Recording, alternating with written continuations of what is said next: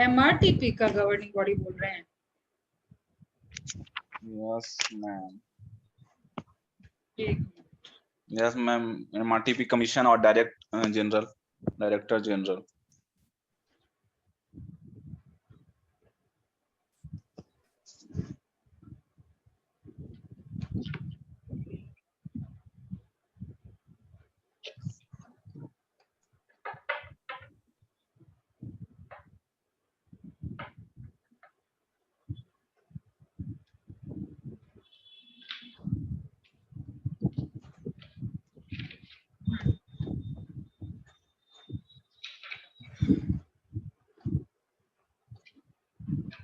Commission का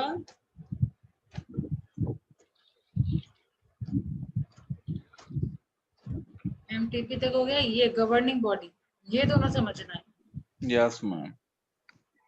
इसमें तो एमआरटीपी कमीशन और डायरेक्टर जनरल का क्या है, इन्वेस्टिगेशन मेन पर्पस है। मैंने बस इसमें ये बताया कि एमआरटीपी कमीशन एडमिनिस्ट्रेशन का जिम्मा, अगर क्वेश्चन में आए कि एडमिनिस्ट्रेशन का जिम्मा एमआरटीपी का किसको दिया गया है, तो एमआरटीपी कमीशन को दिया गया है, फाइन। लेकिन एमआरटीपी कमीशन पहले नहीं जाती है, पहले इन्वेस्टिगेशन होता है, वो इन्वेस्टिगेशन का जिम्मा डायरेक्टर जनरल को दिया गया है, ठीक है। और इसको कौन अपॉइंट करता है, आपका सेंट्रल गवर्नमेंट, सीजी, ठीक है। सीजी अपॉइंट करती है। क्या मेन फंक्शन होता है इसका, इन्वेस्टिगेट करना, डायरेक्टर जनरल का, ठीक है। प्राइमरी इन्वेस्टिगेशन, ठीक है, ये वाला लाइन देखिए, प्राइमरी इन्वेस्टिगेशन, स्क्रीन दिख रहा है ना दोनों को? Yes ma'am. तीनों को ना, आप भी कैमरा ऑन कर लीजिए। पहला है यहाँ पे primary investigation before an inquiry by MRTP commission, ठीक है। एमआरटीपी कमीशन जो इंक्वायरी करने जाएगी उससे पहले का इन्वेस्टिगेशन का जिम्मा डायरेक्टर जनरल का दिया गया है, ठीक है। ये था डायरेक्टर जनरल का काम। और आपका आ जाइए एमआरटीपी कमीशन। तो एमआरटीपी कमीशन में सबसे पहले हो, मतलब इनको भी वही अपॉइंट करेंगे, सीजी आपके, ठीक है, गवर्नमेंट।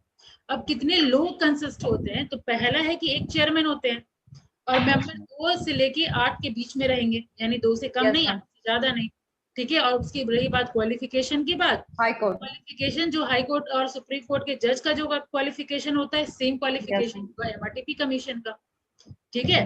नेक्स्ट इसमें मैंने बताया था टेन्योर के बारे में, यानी कितने टाइम पीरियड तक कोई वो पोजीशन होल्ड करके रख सकता है, तो 5 इयर्स, ठीक है। अब बात आती है 5 इयर्स पूरा होने के बाद क्या हम उसको रीअपॉइंट कर सकते हैं, तो यस, रीअपॉइंट कर सकते हैं, वो भी 10 साल से ज्यादा नहीं होना चाहिए, यानी एक बार और रीअपॉइंटमेंट हो जाएगा, फिर दोबारा नहीं होना चाहिए, या फिर 65 इयर्स से अधिक एज नहीं होना चाहिए, ये सेक्शन 6 में लिखा हुआ है। इतना ही था गवर्निंग बॉडी आपका। और बताइए। वो डायरेक्टर जनरल ही बता ही दी, वो तो बता ही दिए। और बस मैम इसमें तो कंपटीशन एक्ट और डिफरेंस तो समझ में आ गया, और तो कुछ इसमें है नहीं।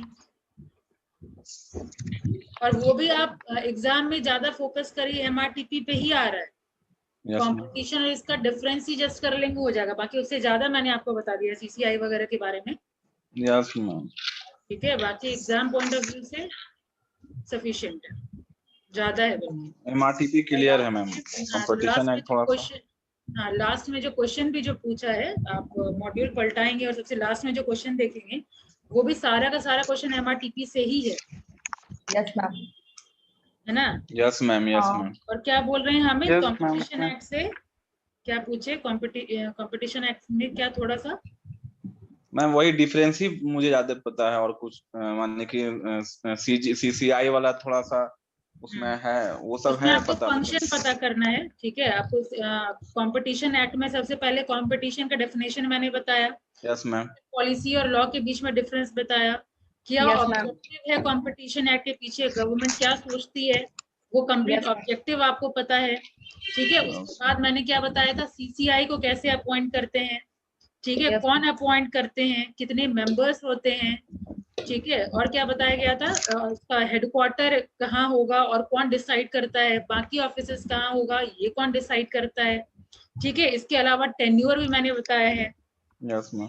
क्या मतलब उसका मतलब कहीं और जॉब करने से CCI में रह के फिर क्या होता है, ये सब मैम कोई और जॉब नहीं कर सकता, वो पेड एम्प्लॉयड कहीं नहीं हो सकता। इसके अलावा रिमूव हो सकता है कि नहीं, वो हम लोग डिस्कशन किए हैं। ठीक है, रिमूव कौन कौन सी कंडीशन में हो सकता है, वो हम लोग डिस्कशन किए हैं। ठीक है, इतना डिस्कशन। मैम क्वेश्चन अराइज तो MRTP से ही हो रहा है बार बार ना। हाँ, लेकिन आप दोनों कर लीजिए। अब एग्जाम में सिलेबस में है तो पूछा जा सकता है, आपको मैंने दोनों बता दिया। ठीक है, एग्जाम में आए तो आपको टेंशन नहीं लेना है, लेकिन जनरली वही पूछा गया MRTP एक्ट से ही। और यहाँ इतना चैप्टर करने के बाद अब आप देखेंगे ना, अपना जो पहला असाइनमेंट वो आप अच्छे से और इजीली कर पाएंगे। फर्स्ट असाइनमेंट आपका कौन सा है? एक मिनट मैं निकाल लूं। Yes ma'am. फर्स्ट या सेकंड कुछ लिखा नहीं है मैम, ये फर्स्ट ही है, याद है मुझे क्वेश्चंस। हाँ, फर्स्ट ही में देख रहे थे कि ये अब आप क्वेश्चन सारा कर पाएंगे। देखिए क्वेश्चन नंबर 1 देखिए। Yes ma'am. और बताइए, क्वेश्चन है आपका, what are the important external factor that constitute the economic environment of business? आपका चैप्टर 1 से है ये question. Yes ma'am. External factor को आप कौन सा कंसिडर करेंगे, बताइए। मैम ऐसे आंसर ए होगा, लेकिन मैंने डी लगाया है। आंसर ए होगा, आपने डी लगाया, ऐसा कैसे होता है? मैम मुझे कंफ्यूजन हुआ मैम, मैंने देखा तो इकोनॉमिक कंडीशन लिखा हुआ था, बट मुझे जहाँ तक पता है इकोनॉमिक पॉलिसी और सिस्टम भी तो आ सकता है मैम। मैम ऑल होगा। आपकी अंडरस्टैंडिंग है, वही आपको टिक करना है कि जो भी बाहर का कल्चर होगा, एक्सटर्नल फैक्टर, माइक्रो इन्वायरमेंट, ठीक है, पेस्टल वाला सारा फैक्टर वो आ जाएगा आपका इसके अंदर। तो नो डाउट सही बोल रहे हैं आप, कंडीशन हो या पॉलिसी हो या सिस्टम, ठीक है, ये सारा तो एक्सटर्नल फैक्टर ही है ना। यस तो मैम, वही मुझे डाउट था, इसलिए मैंने डी ही लगाया था। Yes ma'am. ठीक है, अब आइए नेक्स्ट क्वेश्चन है आपका, industrial development and regulation act was passed by parliament in, ये जस्ट 1951 बाद वाला चैप्टर है, कंपटीशन एक्ट के बाद आपका यही शुरू होना था, लेकिन चूंकि इसमें सिर्फ ईयर पूछा है तो इसीलिए बस ईयर 1951 यस मैम। चैप्टर के हेडिंग में दिया हुआ है, इसमें ज्यादा डीप Yes, पूछा है, ma'am.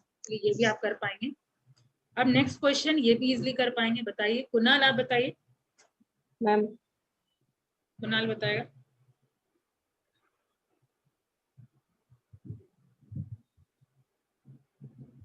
क्वेश्चन ध्यान से पढ़िए, माइक्रो लिखा है, MICRO, माइक्रो। पहले माइक्रो फैक्टर कहेंगे किसको, पहले वो सोचिए।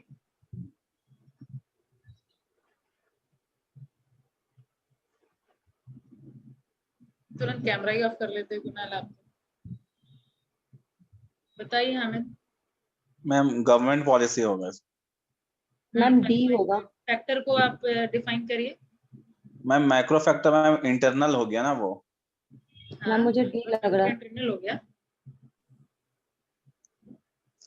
दो तरह का फैक्ट आपको बताया गया था, इंटरनल और एक्सटर्नल। और एक्सटर्नल। इंटरनल तो हमारे ऑर्गेनाइजेशन के अंदर हो गया ना। Yes ma'am. एक्सटर्नल में दो बताया गया था आप लोगों को, एक माइक्रो और मैक्रो। मैक्रो। माइक्रो हो गया कि जो आपके इंडिविजुअल फर्म को इंडिविजुअल हो गया। Yes ma'am. ठीक है, आई फॉर माइक्रो यहाँ बीच में आई है ना। Yes ma'am, individual. आप लोग, और मैक्रो मैम होल हो गया। हाँ, होल इंडस्ट्री को जो अफेक्ट करेगा। आप अगर ऑटोमोबाइल इंडस्ट्री में हैं तो आपके कॉम्पिटिटर कौन हो गए? जैसे मान लीजिए आप हैं तो टाटा है, आपका मारुति सुजुकी है, ये सब क्या है? ये सब आपके इमीडिएट कॉम्पिटिटर है। ठीक है, आपका जो कस्टमर है जिसके लिए बनाना है, तो इमीडिएट जिसके लिए आप काम कर रहे हैं, ठीक है, ये सब आ जाएगा माइक्रो इन्वायरमेंट में। मैक्रो इन्वायरमेंट में जो कंप्लीट इंडस्ट्री को अफेक्ट करेगा, ठीक है, जो पेस्टल हो गया, ठीक है, पेस्टल मैक्रो MACRO, और ये कंपटीशन, कॉम्पिटिटर्स, कस्टमर, ये MICRO। ठीक है, तो क्या होगा? गवर्नमेंट पॉलिसी ना। गवर्नमेंट पॉलिसी, ठीक है। अब आ जाइए फोर्थ नंबर, ये भी पढ़े हुए हैं, which of the following affect the social orientation of the business? Ma'am ये मुझसे नहीं बना। Ma'am stakeholder. Social orientation में सब आ जाएंगे, promoter, top management, stakeholder, सब, ये सब consist of social orientation of the business. ठीक है, सब लोग मिल करके किसी बिजनेस को सेट करते हैं ना। प्रमोटर कौन हो गए? जो बिजनेस शुरू करते हैं। जो कंट्रोल करेगा that is top management. Stakeholder में जितने लोग यहाँ पे, गवर्नमेंट, कस्टमर, ये सारे लोग मिल करके कहलाते हैं स्टेक होल्डर। अब आ जाइए नेक्स्ट क्वेश्चन। देखिए ये क्वेश्चन जो है आपका डाल दिया गया है, लेकिन यूटॉप कहीं आपके सिलेबस में नहीं है। हम लोग ये डिस्कशन करते हैं स्ट्रेटेजिक मैनेजमेंट में, यूटॉप मेथड। Yes ma'am. क्या आंसर बनाए बताइए। मैम ऐसे तो none of the मैम होगा yes ma'am, T stand for threat होगा मैम। Yes ma'am. कैसे पता जब सिलेबस में था ही नहीं? आपको कहीं और कोई मैम आपने बताया था ना SWOT एनालिसिस के बारे में, इसके बारे में, ATPO के बारे में मैम। अच्छा, उससे पता आपने बताया था, आपने बताया था ये चीज में। हाँ, तो बेसिकली ये एक और टेक्निक है, ठीक है। यूटॉप का फुल फॉर्म होता है environmental threat opportunity profile. Yes ma'am. तो थ्रेट अपॉर्चुनिटी प्रोफाइल ये है एक टूल जिससे हम इन्वायरमेंट स्कैनिंग करते हैं। Yes ma'am. जैसे नन ऑफ दीज होगा।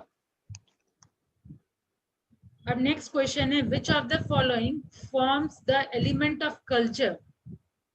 ऑल होगा मैम। कल्चर में सब आ गया, ठीक है। yes, ये वाला क्वेश्चन अभी तुरंत डिस्कशन हुआ है, बताइए क्वेश्चन नंबर 7। मैम ऑल होगा इसमें भी। मैंने डी लगाया मैम, ऑल होगा। ऑल होगा मैम। कल्चर भी, टेक्नोलॉजी भी सबको अफेक्ट करेगा। Yes ma'am. डेमोग्राफिक तो मैम एज जेंडर पर ना फोकस होता है। Which of the following are not the characteristics of cultural environment? क्या होगा? Ma'am culture can not be pass from one generation to another. Yes ma'am. ठीक है, ये तो न पढ़ने की जरूरत नहीं, ये तो कॉमन सेंस पे हो गया। Yes ma'am. अब ये बताइए, ये तो आप लोग पढ़े नहीं है, ये बना था क्वेश्चन नंबर 9। यस मैम, मुझसे बन गया। कैसे? मैम मेरे वो नेट पे मैंने टॉपिक डाला था ना, तो आया था इसको, मैंने उसी से पढ़ के ये बनाया। फेमा आप लोगों को पढ़ना है? नो मैम, और फिर भैया ने मैम फेमा और फेरा ना दोनों यस पढ़ना। मैम, आप दोनों पढ़ना है मैम। और फिर ये तो मैम पता था, मैंने बैंकिंग वाले में भी थोड़ा सा पढ़ा था इसके बारे में। अच्छा, तब तो वेरी गुड। बाकी के लिए तो इसमें लिखा हुआ है, as per section 3 of FEMA, dealing in foreign exchange says that no person without the special permission of RBI shall deal in any foreign security with any person other than authorized person। तो ये जरा question मेरे को answer दीजिए स्वाति, ये authorised person में कौन आते हैं? मैम की ऑथराइज पर्सन, जो पर्सन मैम वो अपॉइंट मतलब कि बना, मतलब अपने लिए चुनता है, ऑथराइज करता है मैम। कौन चुनता है मैम? अब मतलब कि जो SBI मतलब के पॉइंट करता है कि ये सब ऑथराइज पर्सन है मेरे लिए, मैम वही। ऑथराइज पर्सन को अपॉइंट हमेशा RBI करेगी, और ऑथराइज पर्सन में कुछ सर्टेन लोग होते हैं, जैसे मनी चेंजर हो गए, ऑफशोर बैंक वगैरह हो गया, ठीक है। इसी के थ्रू आप कोई भी एक्सचेंज, फॉरेन एक्सचेंज आप कर सकते हैं, डायरेक्टली आप नहीं कर सकते, उसको हम लोग ऑथराइज पर्सन कहते हैं। तो ऑब्वियसली ये स्टेटमेंट ट्रू होगा, ठीक है। जब फेमा हम लोग डिस्कशन करेंगे वहां पे और डिटेल में जाएंगे ऑथराइज पर्सन के डेफिनेशन में कौन कौन कंसीडर किया जाता है, लेकिन फिलहाल अभी ये समझने के लिए, ये स्टेटमेंट समझने के लिए ये समझ जाइए, ऑथराइज पर्सन को RBI अपॉइंट करती है। जितने आपके मनी चेंजर हो गए, ऑफशोर आपका बैंक हो गया, ये सब आ जाएगा ऑथराइज पर्सन। अब नेक्स्ट क्वेश्चन, ये भी आप लोग नहीं पढ़े, which law emphasise the importance of continuous development and expansion of export oriented production? लेकिन चूंकि एक्सपोर्ट की बात हो रही है तो ऑप्शन देके हम लोग इजिली कर पाएंगे कि export policy revolution 1970। Yes ma'am. अब ये तो आप लोग पढ़ लिए, ये बताइए। 2002 मैम ना। Yes ma'am. अब आ जाइए, डिफरेंस बिटवीन फेरा एंड फेमा क्या है? पहले जनरल डेफिनेशन, क्या डिफरेंस पता है? मुझसे नहीं बना मैम। फेरा मैम एक्सचेंज रेगुलेशन एक्ट करता है, और फेमा मैम एक्सचेंज मैनेजमेंट करता है। हाँ, तो इससे डिफरेंस क्या हुआ? ये तो फुल फॉर्म आप बता दिए, एक रेगुलेट करता है, एक मैनेज करता है, लेकिन मतलब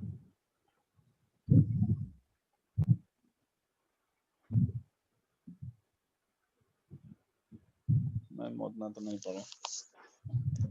ये मुझसे बताइए। हाँ, ये तो सही है फुल फॉर्म की फॉरेन एक्सचेंज रेगुलेशन एक्ट है फेरा, फॉरेन एक्सचेंज मैनेजमेंट एक्ट है आपका फेमा, ठीक है। ये होता क्या, रेगुलेट करने का जिम्मा इसका, कहने का मतलब ये लोग क्या चाहते थे पहले कि फॉरेन करेंसी आए, ठीक है, जाए नहीं, रिजर्व करने की बात होती थी पहले, ठीक है, कंजर्व करने की बात होती थी पहले, लेकिन उसके बाद हो गया मैनेज करना बहुत ज्यादा इंपॉर्टेंट है। मैनेज मतलब आए और जाए, ठीक है, दोनों में बैलेंस हो, फाइन, दैट इज मैनेजमेंट। और फेमा को फेरा जो पहले था, ये फेरा पहले था, फेमा बाद में आया, 1999 में फेमा आया, ठीक है। 91 के बाद सब कुछ चेंज करने का जरूरत पड़ा ना, तो ये फेमा वो चेंज के बाद ही फेमा लाया गया था, ठीक है। इसके अलावा फेरा को एक तरीके से ड्रैकोनियन एक्ट बोला जाता था, या फिर ये ऑब्जेक्टिव बनता है ड्रैकोनियन एक्ट इसको बोला जाता है, या स्ट्रिंजेंट एक्ट इसको बोला जाता है। तो फेरा को स्ट्रिंजेंट या ड्रैकोनियन एक्ट बोला जाता है। रीजन भी कि ये बहुत ही स्ट्रिक्ट लॉ था, इसका प्रोविजन बहुत टफ था फॉलो करना, और इसके अंदर कोई अगर आप मिस्टेक करते हैं तो आपको एक तरीके से ये क्रिमिनल ऑफेंस के अंदर माना जाएगा, ठीक है। तो इसी चीज को लिबरलाइज करने के लिए फेमा एक्ट लाया गया कि उसको थोड़ा लिबरल करना चाहिए। क्रिमिनल एक्ट से वो चेंज होकर के सिविल ऑफेंस माना गया, ठीक है। क्रिमिनल ऑफेंस से वो शिफ्ट हो गया सिविल ऑफेंस में, फेमा में, ठीक है। और इसको थोड़ा एक्ट को लिबरलाइज किया गया। ये सारा कुछ डिफरेंस है। और ये जानने के बाद अब ये क्वेश्चन आप कर पाएंगे, FEMA emphasise on exchange management, है ना, while फेरा एम्फेसाइज ऑन एक्सचेंज रेगुलेशन, सही है। अब देखिए question number next, except section 3 no provision of FEMA require RBI permission, while for FERA RBI permission is required at every stage. इसमें क्या था पहले कि फेमा को हर स्टेप में, फेरा जब पहले था उसको हर स्टेप में लेना था आरबीआई का परमिशन, जिसके वजह से ना काफी लेंदी और लोग नहीं चाहते थे इन्वॉल्व होना, ठीक है। फॉरेन एक्सचेंज इसमें कम हो गया था इसी रीजन की वजह से कि बहुत ज्यादा नियम कानून था, तो जल्दी एक्सचेंज करना चाहते नहीं थे लोग, ठीक है। तो ये फेमा लाया गया कि हम सर्टेन छूट देंगे, सर्टेन एग्जेम्पशन देंगे, वो एग्जेम्पशन के अलावा किसी को डील करना है तब आरबीआई का परमिशन, ठीक है। यहाँ पे फेमा में हर स्टेप में आपको नहीं है लेना परमिशन आरबीआई का, ठीक है। तो अगेन ये सेकंड स्टेटमेंट भी ट्रू होगा, ठीक है। और ये थर्ड स्टेटमेंट तो अभी तुरंत मैंने बताया, violation FEMA is treated as civil offence, FEMA को सिविल ऑफेंस और violation of FERA criminal offence. Yes, answer क्या होगा? All correct, all are correct. अब आ जाइए नेक्स्ट, ये भी नहीं बना। ये क्वेश्चन बोल रहे हैं basically defense officer reflect a certain kind of culture in term of their behavior and discipline, reflect which aspect of culture? बताइए। मैंने कल्चर क्रिएट पीपल कर दिया। ये तो हम लोग के सब्जेक्ट का क्वेश्चन है ही नहीं, ये तो ओबी का क्वेश्चन बन के आता है, इसलिए नहीं बना मैंने। क्वेश्चन मैं भी अगर करूंगी तो गेस वर्क ही करूंगी। ये वन ही लग रहा है, कल्चर क्रिएट पीपल, क्योंकि जिस कल्चर में वो लोग रहता है तो ये ऑप्शन बन सकता है, लेकिन again it is a guess work क्योंकि ये ओबी वाला पार्ट है, ठीक है। ओबी अब तक मैं किसी क्लास में पढ़ा ही नहीं हूँ, जो लाइफ का ही पढ़ा हुआ है। हम लोग फर्स्ट सेम में पढ़े थे। हाँ, तो कल्चर क्रिएट पीपल आप फिलहाल देख सकते हैं इसको, बाकी आगे हम लोग देख के कंफर्म करेंगे, ठीक है। अब आ जाइए नेक्स्ट क्वेश्चन में, फुल फॉर्म ऑफ स्वॉट, ये तो खैर बहुत ही मैम, यस मैम। क्या होगा कुणाल, आप भी कुछ बोलिए। मैम मैंने एक भी क्वेश्चन नहीं बनाया, देखा भी नहीं था, इसलिए नहीं बोल रहा। तो क्वेश्चन देखना थोड़ी था, अभी तो देख रही हूँ, जो आपने पढ़ा है उससे क्वेश्चन है। नहीं पता मैम। बताइए हमें। मैम ए होगा, strength weakness opportunity threat. Regular class करेंगे ना कुणाल, सब आना शुरू हो जाएगा, लेकिन आप लोग का क्या होता है, किसी दिन आए फिर 2 दिन गायब, बस रेगुलर में एक स्वाति और हमें भी क्लास कर रहे हैं, रेगुलर आप लोग नहीं है। एग्जाम आते आते फिर दिक्कत हो जाएगा, बंडल पूरा बढ़ जाएगा, इतना इरिटेट हो जाएंगे आप, क्योंकि सिलेबस आप लोग का छोटा नहीं है, हर सब्जेक्ट में सिलेबस बहुत ही वास्ट है। अगर कोई क्लास छोड़ रहे हैं अगर आप, तो अपना नुकसान कर रहे हैं। यस मैम, बहुत, ठीक है। आइमा का सिलेबस छोटा नहीं है, मैम बी 15 बी। हाँ नहीं, 15 का आपका क्या है, आर्बिट्रेशन होगा आपका। As per new Consumer Protection Act 2019, dash is introduced as a mode of consumer dispute resolution. इसमें क्या दिया बताया गया कि अगर कंज्यूमर डिस्प्यूट होता है तो आप कोर्ट में ले जाने से पहले बीच में एज अ मीडिएटर आप आर्बिट्रेशन का हेल्प ले सकते हैं, ठीक है। आर्बिट्रेशन हुआ कि आप किसी, जैसे मान लीजिए दो आदमी में झगड़ा हुआ, ठीक है, तो जैसे स्वाति और हामिद में झगड़ा हो रहा है, ठीक है, तो आप लोग क्या करेंगे, रिजॉल्व करने के लिए आप दोनों अपने कंसेंट पे अपॉइंट कर देंगे। चलिए मान लीजिए मुझे, मेरा जो डिसीजन होगा वो फाइनल हम आप दोनों को इम्प्लीमेंट करना पड़ेगा। दैट इज आर्बिट्रेशन, कि मिडिल पर्सन एक आते हैं और दोनों को जो डिसीजन सुनाया जाता है वो दोनों के ऊपर बाध्य होता है, दोनों को मानना पड़ेगा। Fine.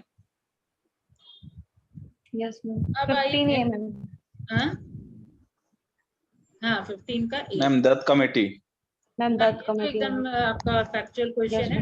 Dutt committee propose licensing system as a part of industrial policy in 1969 to 70। ठीक है मैम, मैंने इसमें डी लगाया था, ये 17 में मैम। किसमें? मैम एमआरटीपी में आपने बताया था दत्त कमेटी के बारे में ना, रिकमेंडेशन जो किया था वो। हाँ ये एक्ट जो पास किया गया। हाँ, अब आ जाइए 17। पर ये इंडस्ट्री वाला क्वेश्चन है। 17। अब ये जो 17 डी 91 है, 91 में क्या हुआ, लाइसेंस पॉलिसी को तो हम लोग किए हैं मॉडिफाई ना, तो ये आंसर सही हो जाएगा। Modify industrial licence to ease restriction on capacity creation, abolished industrial licensing for most industries, ये भी सही है। और स्मॉल स्केल सेक्टर डी सही है। तो all of the D. 18 ma'am नहीं बना मुझसे। Economic environment of business exercises a strong influence on the non-economic environment of business, and non-economic environment influence the economic environment. This is reflected by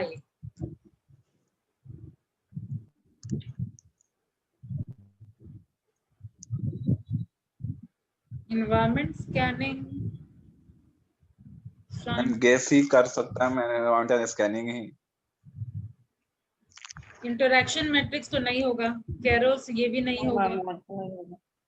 ma'am मुझे ए और D में लगता था। नहीं, interaction matrix तो आपका वो था ना, देखिए फर्स्ट चैप्टर में एक आप लोग को बताया गया था कैसे बाकी कॉम्पिटिटर, डेमोग्राफी, कल्चर, ये सब इफेक्ट करता है ना। यस तो इसीलिए मैम मुझे ए और डी में कंफ्यूजन था। ये भी हम लोग देख लेंगे। 18 नंबर, 2 क्वेश्चन देखना है ना, 18 नंबर और एक वो ऑर्गेनाइजेशनल बिहेवियर वाला, ठीक है मैम। 13 और 18 हम लोग देख लेंगे। Yes ma'am. नेक्स्ट क्वेश्चन क्या है, ये भी आप लोग ने किया हुआ है। स्टेट ट्रू और false as per the Porter's 5 force model.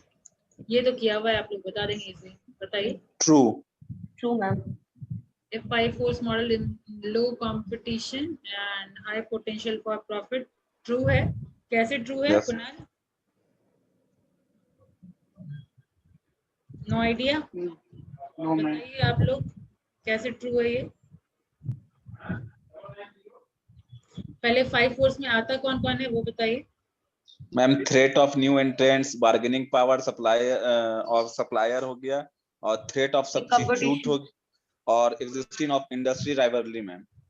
हाँ, तो जैसे मान लीजिए एक को समझते हैं अगर, बस जस्ट एन एग्जांपल, जैसे आप पहला बोले थ्रेट ऑफ न्यू एंट्रेंट, न्यू का खतरा जितना कम, यस मैम, कंपटीशन उतना लो, यस मैम, जितना लो उतना हाई हम लोग के प्रॉफिट कमाने का ज्यादा नहीं होगा, चांसेस कमा सकते हैं, ज्यादा चांसेस। कुणाल यस मैम, आई बात समझ, वही ये स्टेटमेंट बोल रहा है कि जो 5 फोर्स मॉडल है, जितना कम कंपटीशन उतना हाई पोटेंशियल फॉर प्रॉफिट, और उतना ज्यादा आप कॉम्पिटिटिव एडवांटेज गेन कर सकते हैं। कॉम्पिटिटिव एडवांटेज मतलब क्या हुआ, आप दूसरों से अपने आप को थोड़ा अलग करके आप दिखा सकते हैं, क्योंकि कॉम्पिटिटर ही ज्यादा नहीं है। ठीक है, दैट इज ट्रू। अब आ जाइए लास्ट क्वेश्चन है आपका। मैंने डी लगाया ma'am. Consumer can file a complaint with Consumer Dispute Redressal Commission regarding which of the following activity? Unfair restrictive trade practice, ठीक है, डी ही लगाया मैम। मैंने आपको बताया है एमआरटीपी के टाइम में 2 हम लोग ये नहीं पढ़े हैं, कंज्यूमर प्रोटेक्शन एक्ट, लेकिन वहां मैंने आपको बताया है कि एमआरटीपी में जो आपका अनफेयर ट्रेड प्रैक्टिस है वो अब शिफ्ट होके consumer protection act. Yes ma'am, yes ma'am. ठीक है, तो ऑब्वियसली ये तो सही होगा। Yes ma'am. डिफेक्टिव गुड्स और सर्विस, ये दोनों तो आता ही है। Incurring loss due to unfair contract, ठीक है, तो ऑल ऑफ द एबव ये होगा। Yes ma'am. ठीक है। और असाइनमेंट 2 जो रह रहा है आपका, उसमें सारा का सारा अनटच्ड पार्ट है, इसीलिए वो करने में मजा नहीं आएगा। अगेन हम कुछ चैप्टर और आगे बढ़ लें तो फिर जब लगेगा मुझे कि अब हमको सेक्शन सेकंड असाइनमेंट उठाना चाहिए, फिर मैं सेकंड असाइनमेंट उठा लूंगी। ठीक है। Yes ma'am. है ना। इसके बाद हम लोगों का नेक्स्ट चैप्टर हो रहा है industrial development and regulation act 1951। वो अब शुरू करना है। ठीक है, आज होगा, सफिशिएंट टाइम है हमारे पास। नो मैम, रहने दे। आज तो नहीं हो पाएगा क्योंकि कम टाइम बचा है। Yes ma'am. ठीक है, इसके साथ भी कुछ वैसा ही है, सारे एक्ट की तरह 1991 के बाद बहुत कुछ चेंज हुआ है, लेकिन 51 पहले हम लोग 51 में क्या था पहले वो देखेंगे, फिर चेंजेस क्या आया वो हम लोग देखेंगे। थोड़ा बस मैं आउटलाइन बता दूं, इसमें हम लोग बेसिकली देखेंगे किस पे लागू होगा, स्कोप, ठीक है, फिर डेफिनेशन, फिर सर्टेन स्कीम होता है इसका कि कुछ रेगुलेटरी पार्ट करती है IDRA, और फिर कुछ आपका प्रमोशनल पार्ट करती है या रेगुलेटरी पार्ट करती है। ठीक है, वो सारा स्कीम हम लोग देखेंगे और इम्पोर्टेंट डेफिनेशन, इतना ये चैप्टर है। ठीक है। Yes. और इसी में देखिए फैक्ट्री और आपका जो स्मॉल इंडस्ट्री है, IRDA आपका लागू होता है बिग इंडस्ट्रीज पे, ठीक है, बड़ी इंडस्ट्रीज पे, और जो स्मॉल इंडस्ट्री है उसके ऊपर MSME एक्ट लागू होता है। ठीक है, तो आप लोग के चैप्टर में दोनों कंबाइन करके दिया हुआ है, तो हम लोग बाइफर्केट करके पढ़ेंगे। ठीक है।